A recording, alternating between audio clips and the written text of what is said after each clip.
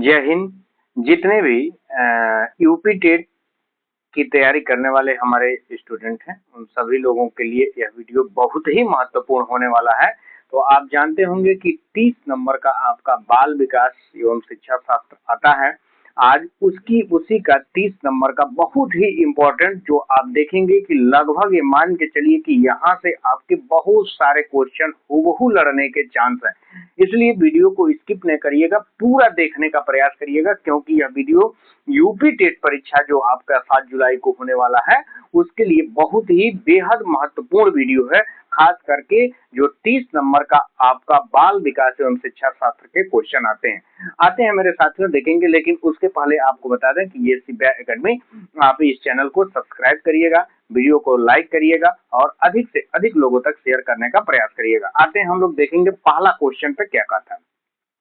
देखेंगे मेरे साथियों, दिया है कि बाल विकास मुख्यतः किसका अध्ययन करता है। तो आप सभी लोग जानते होंगे कि बाल का मतलब होता है बालक, विकास का मतलब होता है कि यह गर्भावस्था से मृत्यु पर्यंत तक चलने वाली एक प्रक्रिया होती है जो व्यक्ति के गर्भावस्था से और जब तक वह मर नहीं जाता, यानी गर्भ से लेकर के कब्र तक चलता है। तो इस तरह से ये देखेंगे जन्म से किशोरा अवस्था तक के परिवर्तन काल को हम लोग किस नाम से जानते हैं। तो ये बाल विकास से ये अध्ययन किया जाता है जो मुख्यतः चलता है। तो इसलिए इसका ऑप्शन क्या सही हो जाएगा। तो मेरे साथियों, इसका जो ऑप्शन हो जाएगा वो ऑप्शन आपका कौन सा हो जाएगा। तो ऑप्शन नंबर आपका सी नंबर का ऑप्शन हो जाएगा। कौन सा हो जाएगा, तो सी नंबर का। आगे बढ़ेंगे हम लोग, अगले नंबर के क्वेश्चन पर आ जाएंगे। लेकिन उससे पहले आपको बता दें कि देख रहे होंगे कि ये इसका पूरा डिटेल है, तो आप डिटेल भी देखने का प्रयास करिएगा। आते हैं हम लोग अगले नंबर के क्वेश्चन पर आ जाते हैं। देखेंगे ये बहुत ही इंपॉर्टेंट क्वेश्चन है आपके लिए। दिया है कि विकास की प्रक्रिया कैसी होती है। तो आप सारे लोगों को बता दें कि विकास देखेंगे, विकास कभी रुकती नहीं है। यह गर्भावस्था से लेकर के मृत्यु पर्यंत तक चलने वाली एक सौउद्देश्यपूर्ण प्रक्रिया होती है जो व्यक्ति के गर्भावस्था से लेकर के मृत्यु पर्यंत तक परमानेंट चलता रहता है। यानी इस तरह से आप कह सकते हैं कि यह निरंतर चलता रहता है। यानी ऑप्शन इसका क्या सही हो जाएगा, बी। लेकिन उसके पहले इसका डिटेल आप देखना जरूर मत भूलिएगा मत, क्योंकि देखेंगे कि यह लिखा हुआ है कि विकास जन्म से लेकर के, यानी विकास गर्भावस्था से यानी जीवन पर्यंत चलता है। यहाँ जन्म से लिखा है, लेकिन यह आप देखेंगे कि जो विकास होता है यह गर्भावस्था से लेकर के मृत्यु पर्यंत तक चलता रहता है। चलिए आगे बढ़ेंगे हम लोग अगले नंबर के क्वेश्चन पर आ जाते हैं। देखेंगे अगला क्वेश्चन आपके सामने है। अगला क्वेश्चन क्या कह रहा है, देखेंगे कि दिया है कि विकास कभी नहीं रुकता है, यह किस विशेषता को दर्शाता है। तो अभी जस्ट वही क्वेश्चन है आपके सामने। तो अब यह जब कभी नहीं रुकता है तो निरंतर चलता रहता है, तो इसलिए इसका ऑप्शन क्या सही हो जाएगा, तो बी नंबर का इसका ऑप्शन सही हो जाएगा। लेकिन उसके पहले आपको इसका डिटेल जान लेना है। देखेंगे डिटेल में पूरा दिया हुआ है कि निरंतरता के सिद्धांत को दर्शाता है, जिसके अनुसार बालक विकास गर्भ काल से प्रारंभ होकर बिना रुके यह जीवन पर्यंत क्या होता है, चलता रहता है। यानी विकास को आप कह सकते हैं कि यह गर्भावस्था से लेकर के मृत्यु पर्यंत तक परमानेंट चलता रहता है। आगे बढ़ेंगे हम लोग अगले नंबर के क्वेश्चन पर आ जाते हैं। देखेंगे अगला नंबर का क्वेश्चन आपके सामने है, क्या कारण। बहुत ही इंपॉर्टेंट चैप्टर से यह क्वेश्चन है। ये आप देख रहे होंगे कि जीन पियाजे के अनुसार संज्ञानात्मक विकास का प्रथम चरण क्या होता है। तो मेरे साथियों आपको बता दें कि आप सभी लोग जानते होंगे कि जीन पियाजे ने संज्ञानात्मक विकास का सिद्धांत दिया था और उन्होंने विकास के टोटल कितनी अवस्थाएं बताई थी, 4 अवस्था। और इसमें देखेंगे कि ये 4 अवस्था में जो पहली अवस्था इनके, यानी पहली अवस्था का क्या नाम था, तो पहला अवस्था का नाम इनका संवेदीगामा। दूसरी अवस्था जो थी इनका, तो उसको कह सकते हैं कि पूर्व संक्रियात्मक। तीसरी अवस्था को हम लोग किस नाम से जानते हैं, तो मूर्त संक्रियात्मक। और उसके बाद देखेंगे चौथी अवस्था को देखेंगे कि औपचारिक संक्रियात्मक अवस्था के नाम से जानते हैं। और प्रथम चरण की बात किया है तो आप सारे लोग जानते होंगे कि इसका ऑप्शन क्या सही हो जाएगा, तो डी नंबर का ऑप्शन सही हो जाएगा। आगे बढ़ेंगे हम लोग अगले नंबर के क्वेश्चन पर आ जाते हैं। लेकिन उसको जानने से पहले इसका पूरा डिटेल आप देखने का प्रयास करिएगा। चलिए आगे बढ़ेंगे अगले नंबर के क्वेश्चन पर आ जाते हैं। देखेंगे अगला नंबर का क्वेश्चन आपके सामने है, क्या कह रहा है। दिया है कि वस्तु अस्थायित्व का विकास किस अवस्था में होता है। मेरे साथियों आपको बता दें कि जीन पियाजे ने जो 4 अवस्थाएं दिया था, तो चारों अवस्था की अपनी अपनी गुण और विशेषता थी।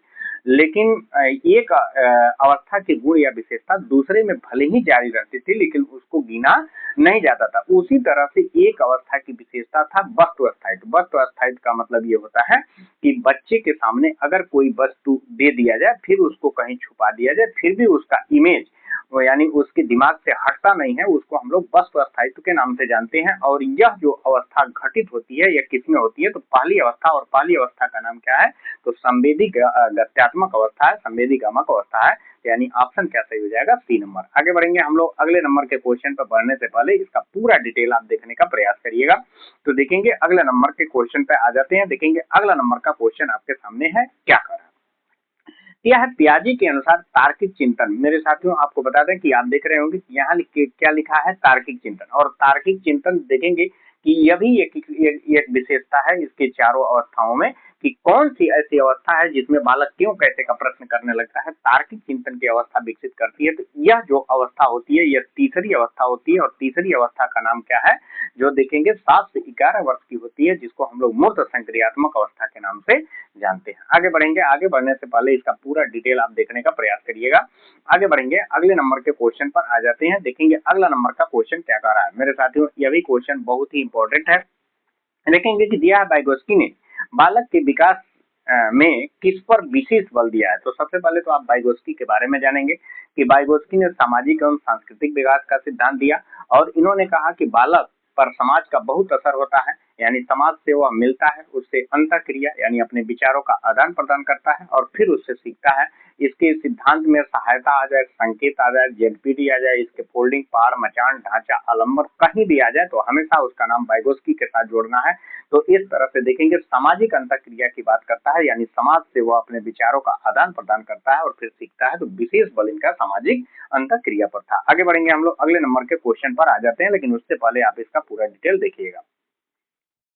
देखिए अभी हम लोग जिसका नाम ले रहे थे यानी जेडपीडी, आपको बता दें कि जेडपीडी की बात भी अभी अभी जस्ट आपको बताए हैं कि जेडपीडी की बात कौन करता है, तो आपका वाइगोत्स्की करता है। और वाइगोत्स्की देखेंगे कि वाइगोत्स्की जेडपीडी का मतलब ये होता है कि बालक अपने प्रारंभिक बिंदु से जब चलना प्रारंभ करता है और बीच में अटक जाता है और किसी वयस्क व्यक्ति द्वारा दी गई अस्थायी सहायता को हम लोग जेडपीडी बोलते हैं। जैसे आप अपने मन से 5 क्वेश्चन हल किए और गुरु जी की मदद से 10 क्वेश्चन हल किए, तो ये कैसी सहायता हो गई, अस्थाई। और इसी अस्थाई सहायता को जेडपीडी यानी जोन प्रोक्सिमल डेवलपमेंट बोलते हैं, जिसको हिंदी में संपर्क विकास का क्षेत्र बोलते हैं। तो इस तरह से ऑप्शन इसका क्या सही हो जाएगा, वाइगोत्स्की। और देखेंगे पियाजे का नाम इसमें दिख रहा है, तो पियाजे ने संज्ञानात्मक विकास का सिद्धांत दिया, स्किनर ने क्रिया प्रसूत अनुबंधन का सिद्धांत दिया, और कोहल वर्ग ने नैतिक विकास का सिद्धांत दिया है। तो आगे बढ़ेंगे मेरे साथियों, अगले नंबर के क्वेश्चन पर आने से पहले हम इसका पूरा डिटेल देखेंगे इसमें। तो आगे बढ़ेंगे अगले नंबर के क्वेश्चन पर आ जाते हैं। देखेंगे अगला नंबर का क्वेश्चन आपके सामने है, क्या कहा है। देखेंगे कि दिया स्किनर किस सिद्धांत के लिए प्रसिद्ध है। तो आप लोग अभी अभी जस्ट हम बताए हैं कि स्किनर ने जो है कि क्रिया प्रसूत अनुबंधन का सिद्धांत दिया, जिसको हम लोग सक्रिय अनुबंधन कहते हैं। और इन्होंने अपना प्रयोग किस पर किया था, चूहा पे। और सबसे ज्यादा बल किस पर दिया था, तो सबसे ज्यादा बल इन्होंने पुनर्वलन पर दिया था। तो इस तरह से देखेंगे कि ये ऑप्शन कौन सा हो जाएगा, सी। लेकिन ये देखेंगे ए नंबर का ऑप्शन है कि अंतर्दृष्टि अधिगम का सिद्धांत तो कोहलर ने दिया था। शास्त्रीय अनुबंधन का सिद्धांत किसने दिया, पावलोव ने दिया। और सामाजिक अधिगम का सिद्धांत किसने दिया, तो बंडूरा ने दिया। आगे बढ़ेंगे हम लोग अगले नंबर के क्वेश्चन पर आ जाते हैं, लेकिन उससे पहले इसका पूरा डिटेल आप देखने का प्रयास करिएगा। आगे बढ़ेंगे अगले नंबर के क्वेश्चन पर आ जाते हैं। देखेंगे स्किनर के अनुसार सीखने का आधार क्या होता है। अभी मेरे साथियों आपको बता दें कि अभी अभी जस्ट आपको बताए हैं कि स्किनर ने जब अपना प्रयोग चूहे पर किया, तो इसने यानी उसको जब चूहे को एक बॉक्स में बंद करता था, तो यानी उस पर जब उसको भोजन देता था और वह खा करके मस्त हो जाता था, तो उसको पुनर्वलन भी मिलता था। यानी पुनर्वलन को अंग्रेजी में हम लोग रेनफोर्समेंट बोलते हैं। तो सबसे ज्यादा जो बल देता था वो पुनर्वलन पर देता था। आगे बढ़ेंगे अगले नंबर के क्वेश्चन पर जाने से पहले इसका पूरा डिटेल आपको देख लेना है। अगले नंबर के क्वेश्चन पर आ जाते हैं। देखेंगे कि दिया है ट्रायल एवं एरर, यानी प्रयास एवं त्रुटि का सिद्धांत, इसी को प्रयास एवं भूल का सिद्धांत, इसी को संबंध का सिद्धांत, इसी की आवृत्ति का सिद्धांत, इसी को उद्दीपन अनुक्रिया का सिद्धांत या एसआर थ्योरी कई नामों से जाना जाता है। और इस चीज को जिसने दिया था उसका क्या नाम है, तो थॉर्नडाइक नाम है। तो यानी एरर थ्योरी, प्रयास एवं त्रुटि का सिद्धांत जो दिया था किसने दिया, थॉर्नडाइक। आगे बढ़ेंगे हम लोग अगले नंबर के क्वेश्चन पर आ जाते हैं, लेकिन उससे पहले आप इसका पूरा डिटेल देखिएगा। आगे बढ़ेंगे, देखेंगे कि दिया है कि 12 नंबर के क्वेश्चन पर अधिगम का नियम यानी अभ्यास का नियम किसने दिया। मेरे साथियों अभी अभी जस्ट हम लोग थॉर्नडाइक का नाम लिए हैं। तो थॉर्नडाइक ने देखेंगे सीखने के मुख्य 3 नियम दिए थे। एक था तत्परता का नियम, एक था अभ्यास का नियम और एक था प्रभाव या परिणाम का नियम। तो ये 3 मुख्य नियमों में वही पूछ रहा है कि अभ्यास का नियम किसने दिया, तो थॉर्नडाइक ने दिया था। और आपको बता दें कि इसने था अभ्यास के भी 2 उपनियम थे, एक था आपका जो है कि जिसको कह सकते हैं कि एक था उपयोग का नियम, एक था अनुपयोग का नियम। तो इस तरह से ये आपका ऑप्शन कौन सही हो जाएगा, तो ए नंबर का ऑप्शन सही हो जाएगा। आगे बढ़ेंगे हम लोग अगले नंबर के क्वेश्चन पर जाने से पहले इसका पूरा डिटेल जानने का प्रयास करिएगा। आगे बढ़ेंगे, अगला नंबर का क्वेश्चन क्या कर रहा है, बहुत ही इंपॉर्टेंट क्वेश्चन है, दिया है अंतर्दृष्टि सिद्धांत किसने दिया। मेरे साथियों आप सभी लोग जानते होंगे कि कोहलर, यानी एक है कोहलबर्ग एक है कोहलर, तो कोहलर ने अंतर्दृष्टि का सिद्धांत दिया, अंतर्दृष्टि सूझ एवं अंतर्दृष्टि का सिद्धांत, जिसने चिंपांजी पर अपना प्रयोग किया था, जिसका नाम सुल्तान था। तो इस तरह से देखेंगे ऑप्शन कौन सही हो जाएगा, तो ऑप्शन आपका बी नंबर का ऑप्शन सही हो जाएगा। तो ये आपका ऑप्शन बी सही हो जाएगा। लेकिन इसको देखने से पहले आप इसके पूरे डिटेल को देखिएगा, देखेंगे यहाँ पूरी इसकी विस्तृत व्याख्या दी गई है। आगे बढ़ेंगे हम लोग अगले नंबर के क्वेश्चन पर आ जाते हैं, देखेंगे अगला नंबर का क्वेश्चन, देखेंगे बुद्धि का, ये बुद्धि नामक चैप्टर से क्वेश्चन है।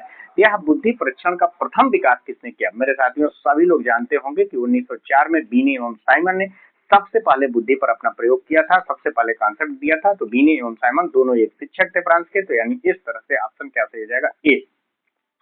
और देखेंगे टर्मन ने एक सूत्र दिया था कि IQ बराबर MA/CA इंटू 100। और देखेंगे यहाँ स्पीयरमैन की बात होता है, तो स्पीयरमैन द्विकारक और त्रिकारक सिद्धांत दिया था। आगे बढ़ेंगे हम लोग अगले नंबर के क्वेश्चन पर आने से पहले ये पूरा 1904-5 में आपको बताए हैं कि ये अपना दिया था। आगे बढ़ेंगे हम अगले नंबर के क्वेश्चन पर, देखेंगे जिसका नाम हम लोग ले रहे थे, जस्ट वो क्वेश्चन भी आ गया। देखेंगे IQ बुद्धिलब्धि का सूत्र किसने दिया, तो बुद्धिलब्धि का सूत्र टर्मन ने दिया था। और कैसा सूत्र था, तो IQ बराबर MA/CA इंटू 100, यानी कह सकते हैं कि बुद्धिलब्धि बराबर मानसिक आय बटा वास्तविक आय गुणे 100। और ये बात किसने कहा था, तो टर्मन ने। आगे बढ़ेंगे अगले नंबर के क्वेश्चन पर आ जाते हैं, लेकिन उसके पहले ये पूरा डिटेल आप देखने का प्रयास करिएगा। देखेंगे अगला नंबर का क्वेश्चन क्या कर रहा है, दिया है बालक की सीखने की गति को प्रभावित करने वाला प्रमुख कारक क्या है। तो बालक कैसे सीखता है, तो आप सारे लोग जानते होंगे कि आप भी कैसे सीखते हैं। तो आप भी अगर कोई मोटिवेट करता है, या आप खुद के आंतरिक मोटिवेट से या किसी दूसरे के मोटिवेट से, यानी इस तरह से आप सीखते हैं, तो ये प्रेरणा होती है। यानी ऑप्शन आपका क्या सही हो जाएगा, ए नंबर का ऑप्शन सही हो जाएगा। आगे बढ़ेंगे हम लोग अगले नंबर के क्वेश्चन पर आ जाते हैं, देखेंगे अगला नंबर का क्वेश्चन आपके सामने है, दिया है समावेशी शिक्षा का उद्देश्य क्या होता है। तो मेरे साथियों आपको बता दें कि सामान्य एवं विशिष्ट बालकों को जब एक छत के नीचे एक साथ शिक्षा दिया जाता है, जिससे वह शिक्षा के मूलभूत अधिकारों की प्राप्ति करते हैं, उस शिक्षा को हम लोग किस नाम से जानते हैं, तो वो शिक्षा को समावेशी शिक्षा कहते हैं। यानी इसमें ऑप्शन आप देख रहे होंगे कि सभी बच्चों को एक साथ सामान्य विद्यालय में पढ़ाना, वो भी बिना भेदभाव के, जिससे वह शिक्षा के मूलभूत अधिकारों की प्राप्ति करे, ऐसी शिक्षा को हम लोग किस नाम से जानते हैं, तो समावेशी शिक्षा। यानी ऑप्शन आपका क्या सही हो जाएगा, तो बी नंबर का ऑप्शन सही हो जाएगा। आगे बढ़ेंगे हम लोग अगले नंबर के क्वेश्चन पर आ जाते हैं, लेकिन उससे पहले इसका पूरा डिटेल आपको जान लेना। आगे बढ़ेंगे अगले नंबर के क्वेश्चन पर आ जाते हैं, देखेंगे अगला नंबर का क्वेश्चन क्या कर रहा है, दिया है कि व्यक्तिगत विभिन्नता का अर्थ क्या होता है। तो मेरे साथियों आपको बता दें, व्यक्तिगत विभिन्नता यानी इंडिविजुअल डिफरेंसेस जिसको कहते हैं, इंडिविजुअल डिफरेंसेस वो होता है कि जिसमें एक बच्चा दूसरे बच्चा से रुचि, क्षमता, जिज्ञासा, शारीरिक, मानसिक हर प्रकार से भिन्न होता है, जिसको हम लोग इंडिविजुअल डिफरेंसेस बोलते हैं। यानी इस तरह से इसका ऑप्शन आपका क्या हो जाएगा, तो ये ऑप्शन आपका बी नंबर का हो जाएगा। आगे बढ़ेंगे अगले नंबर के क्वेश्चन पर जाने से पहले इसका पूरा डिटेल देख लीजिएगा मेरे साथियों, और बता दें कि ये चैनल को आपको अधिक से अधिक प्यार देना है, ऐसा वीडियो आपको परमानेंट मिलता रहेगा। चलिए देखेंगे रचनावादी दृष्टिकोण के अनुसार ज्ञान का निर्माण कौन करता है। तो देखेंगे रचनावादी दृष्टिकोण के अनुसार अगर देखेंगे तो ये कौन करता है, तो ज्ञान का निर्माण कौन करता है, तो ये स्वयं विद्यार्थी करते हैं, जिसमें हम करके सीखने की विधि पर काम करते हैं। यानी इस तरह से ऑप्शन क्या सही हो जाएगा, तो सी नंबर का ऑप्शन सही हो जाएगा। आगे बढ़ेंगे हम लोग अगले नंबर के क्वेश्चन पे आ जाते हैं, 20 नंबर का, दिया है बालक के समाजीकरण का प्रथम माध्यम क्या होता है। तो प्रथम माध्यम आपको बता दें कि प्रथम माध्यम इसका परिवार होता है। इसके अलावा जितने भी होते हैं विद्यालय, मित्र, समूह, जन संचार, सब के सब क्या होते हैं, तो दूसरा माध्यम होता है। आगे बढ़ेंगे अगले नंबर के क्वेश्चन पे आने से पहले ये आप डिटेल देख लीजिएगा। देखेंगे कि दिया हुआ है कि कोहलर का सिद्धांत, यानी कोहलवर का सिद्धांत किससे संबंधित है। तो मेरे साथियों आपको बता दें कि नैतिक विकास का सिद्धांत दिया था, और इन्होंने नैतिकता के 3 स्तर बताए थे, पूर्व परंपरागत, परंपरागत और उत्तर परंपरागत। यानी इस तरह से ऑप्शन क्या सही हो जाएगा, जाएगा, बी नंबर का ऑप्शन सही हो जाएगा। आगे बढ़ेंगे हम लोग अगले नंबर के क्वेश्चन पर आ जाते हैं। देखेंगे बहुत ही इंपॉर्टेंट क्वेश्चन है, दिया है कि गार्डनर का सिद्धांत किसने, यानी हार्वर्ड गार्डनर की बात कर रहा है। हार्वर्ड गार्डनर ने बहुबुद्धि का सिद्धांत दिया था और इन्होंने बुद्धि के पहले 7 कारक बताए, फिर 8 कारक बताए, फिर 9 कारक बताए, लेकिन 8 कारकों को ही माना जाता है, यानी इस तरह से ऑप्शन क्या सही हो जाएगा, ए नंबर का ऑप्शन सही हो जाएगा। आगे बढ़ेंगे हम लोग अगले नंबर के क्वेश्चन पर आने से पहले इसका पूरा डिटेल देख लीजिएगा। आगे बढ़ेंगे हम लोग 23 नंबर के क्वेश्चन पर आ जाते हैं मेरे साथियों। दिया है सीखना अनुभव का पुनर्गठन है, यह कथन किसका है? ये देखेंगे कि ये कथन आपका है जॉन डेवी, और आप सारे लोग जानते होंगे कि जॉन डेवी ये प्रयोजनवादी थे और इन्होंने जो है कि शिक्षा के त्रिमुखी की बात किया है। कहा शिक्षक, शिक्षार्थी और पाठ्यक्रम तीनों के बीच अंतःक्रिया होता है तब शिक्षण कार्य होता है, तो यानी इस तरह से ऑप्शन इसका क्या सही हो जाएगा, ए नंबर का ऑप्शन सही हो जाएगा।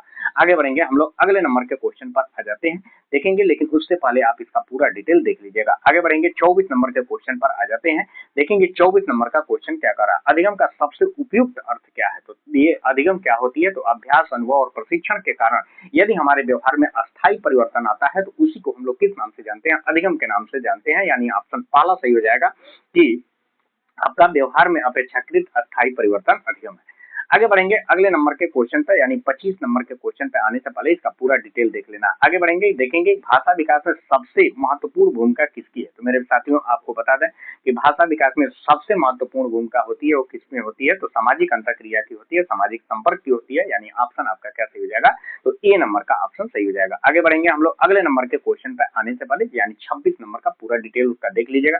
यह प्रतिभाशाली बालक की पहचान क्या हो सकती है, तो क्या हो सकती है, तो आप सभी लोग जानते होंगे कि ये सृजनशील बालक होते हैं, क्रिएटिव माइंड के होते हैं, उच्च बुद्धि वाले होते हैं, जिसको हम लोग क्या बोलते हैं, प्रतिभाशाली बालक बोलते हैं, यानी जिसकी बुद्धि लब्धि 120, 130, 140 से ऊपर हो उसको हम लोग प्रतिभाशाली बालक के श्रेणी में रखते हैं। आगे बढ़ेंगे हम लोग अगले नंबर के क्वेश्चन पे आने से पहले देखेंगे उसका डिटेल। आगे देखेंगे 27 नंबर का क्वेश्चन क्या कर रहा है। मेरे साथियों आपको बता दें कि दिया है मूल्यांकन का उद्देश्य क्या है, तो ये देखेंगे मूल्यांकन का उद्देश्य क्या होता है, तो ये शिक्षण अधिगम प्रक्रिया, यानी जो हम पढ़ते पढ़ाते हैं उसमें सीखने सुधार करने की प्रक्रिया होती है, यानी इस तरह से ये ऑप्शन क्या सही हो जाएगा, बी नंबर का। आगे बढ़ेंगे अगले नंबर के क्वेश्चन पे आ जाते हैं, देखेंगे 28 नंबर का क्वेश्चन, यानी सीसीई जिसको हम लोग कंटीन्यूअस कॉम्प्रिहेंसिव इवैल्यूएशन बोलते हैं, तो ये देखेंगे वर्तमान समय में सीबीएसई ने ही सबसे पहले इसको लागू किया था, तो इस तरह से इसको सतत एवं व्यापक मूल्यांकन हिंदी में बोलते हैं, और इसका मतलब होता है कि यह शैक्षिक और शैक्षिक दोनों होता है, औपचारिक अनौपचारिक दोनों होता है, यानी इस तरह से ऑप्शन इसका क्या सही हो जाएगा, सी नंबर का ऑप्शन सही हो जाएगा। आगे बढ़ेंगे हम लोग अगले नंबर के क्वेश्चन पर जाने से पहले इसका पूरा डिटेल आपको देखना है। देखिए 29 नंबर का क्वेश्चन क्या कर रहा है, दिया है अभिप्रेरणा मोटिवेशन का शिक्षण में क्या कार्य है, तो देखेंगे ये कार्य होता है छात्रों को सीखने हेतु तत्पर अभिप्रेरित करना, हमेशा अभिप्रेरित करना ये होता है, यानी आंतरिक और बाह्य दो अभिप्रेरणाएं होती हैं, तो ये छात्रों को सीखने हेतु तत्पर प्रेरणा देना या अभिप्रेरित करना। आगे बढ़ेंगे अगले नंबर के क्वेश्चन और अंतिम नंबर के क्वेश्चन पर जाने से पहले इसका पूरा डिटेल आपको देख लेना है। देखेंगे अंतिम नंबर का क्वेश्चन क्या कर रहा है, दिया है UP TET, C TET, CDP पढ़ने में सबसे प्रभावी रणनीति क्या हो सकती है, तो मेरे साथियों आपको बता दें कि इसमें वैज्ञानिक सिद्धांतों की समझ, पीवाईक्यू और नियमित एमसीक्यू अभ्यास करिए, यानी इस तरह से ऑप्शन इसका क्या सही हो जाएगा, सी नंबर। मेरे साथियों आपको बता दें कि आप सारे लोग जानते होंगे कि ये आपके लिए 30 नंबर डेली बाय डेली ये जो है कि आपके डेली बाय डेली कह सकते हैं कि हम लेकर के आते हैं, तो आप लोग इसको देख लीजिएगा, इसका पूरा डिटेल है और इसको खूब बढ़िया से आप देखते रहिएगा मेरे साथियों, और सिब्बा एकेडमी को अपना अधिक से अधिक प्यार दीजिएगा और चैनल को जरूर जरूर जरूर सब्सक्राइब करिएगा ऐसे महत्वपूर्ण वीडियो के लिए।